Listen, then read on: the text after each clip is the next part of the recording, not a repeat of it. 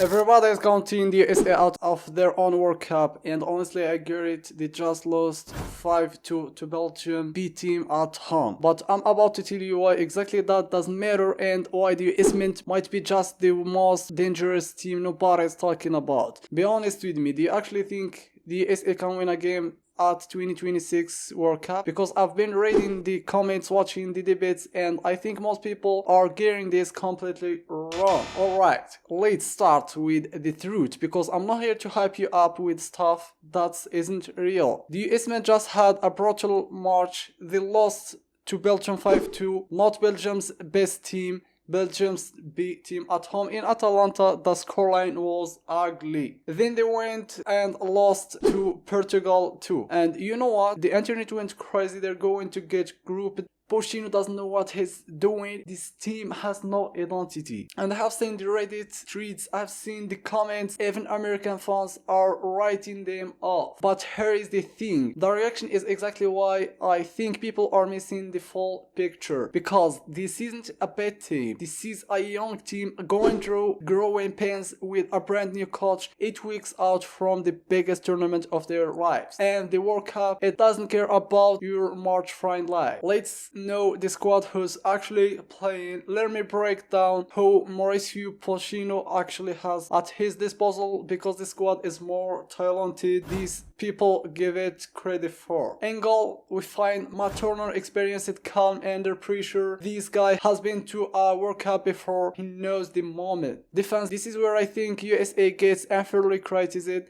You've got Anthony Robinson at left back, one of the most dynamic fullback in the Premier League at Fulham. On the right, you have got Destin Fit, and center backs has Chris Ricard starting to find his feet at Crystal Palace. Is it world class? No. Is it solid enough to compete at this level? Absolutely. Middle file, we find Tyler Adams. That's where the team starts and ends. When Tyler Adams plays, the USA is a completely different team. He's the engine, the leader, the guy who makes Pochettino's press work. Weston McKennie next to him gives you physically. This middle file, when healthy, can compete with anyone. And then attack, we find Christian Pulisic, 82 caps, captain, playing some of the best football of his career at AC Milan. He's legitimately a top level player, not good for America, genuinely good, full stop. Around him, Folarin Balogun, who chooses the USA over England and France, Ricardo Pepi, who's been leading PSV and Haven, Patrick Agimang, the new kid who's turning heads. This attack has peace, creativity and options. The talent is real. But there is the real question, because squad quality means nothing if the draw is brutal. So let's talk about where the USA actually lands. As we know, the USA is on a group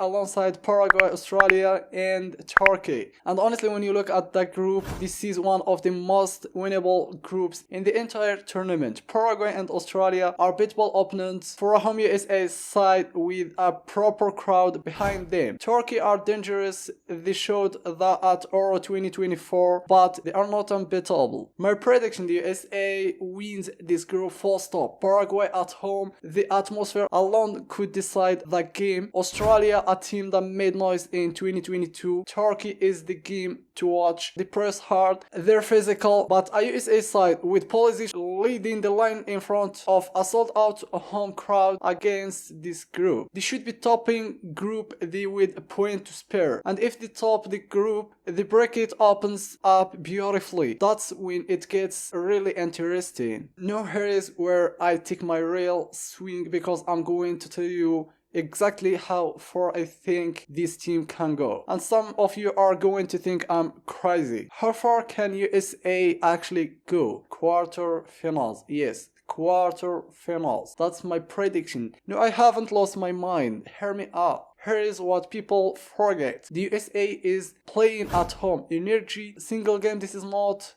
a small thing. The crowd, the travel, the advantage, the energy, these things matter in knockout football. Ask Morocco in 2022, ask South Korea in 2002. Home advantage in a World Cup is real. Second thing, Pochettino's system, yes, the result in front lines have been bad, but Pochettino's built Tottenham into a Champions League final team. He took PSG to a title. This is a top level coach who's still learning his players. By June, team will look different. Third, the bracket, if the USA tops their group, they avoid some of the heaviest hitters until the quarterfinals. The draw is crucial and it's genuinely possible they get a favorable run to the quarterfinals. No luck. Do I think they win the World Cup? No. Spain, France, Brazil, those teams are on another level. But quarterfinals for a host nation with a hungry squad, a world-class captain, and one of the loudest home crowds in the tournament. That's not a dream, that's a realistic target. And if Christian Pulisic catches fire in front of a sold-out stadium, put some respect on this team's name. The ceiling for the USMNT higher than anyone is giving them credit for. Before I get to my final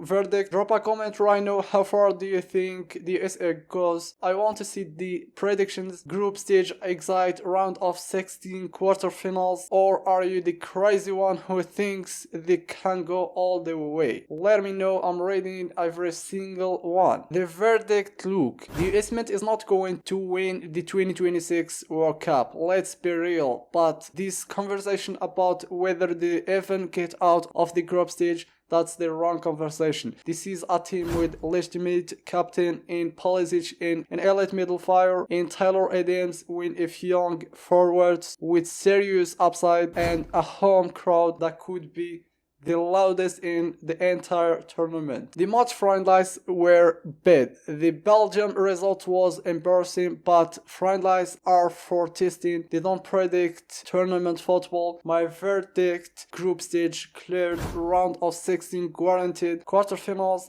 very possible. And if they make the quarterfinals in front of their own fans, that's not a failure, that's a generation defining moment for American soccer. The question isn't whether USA can compete, the question is whether you will be there to watch when they do. If you are really hyped for the World Cup, hit subscribe because I'm covering every single team, every squad prediction, every group breakdown, all the way to the final. And if you think I'm wrong about the USA, tell me in the comment. Seriously, I want to know, they surprise everyone or do they crash out early? I'll see you in next video.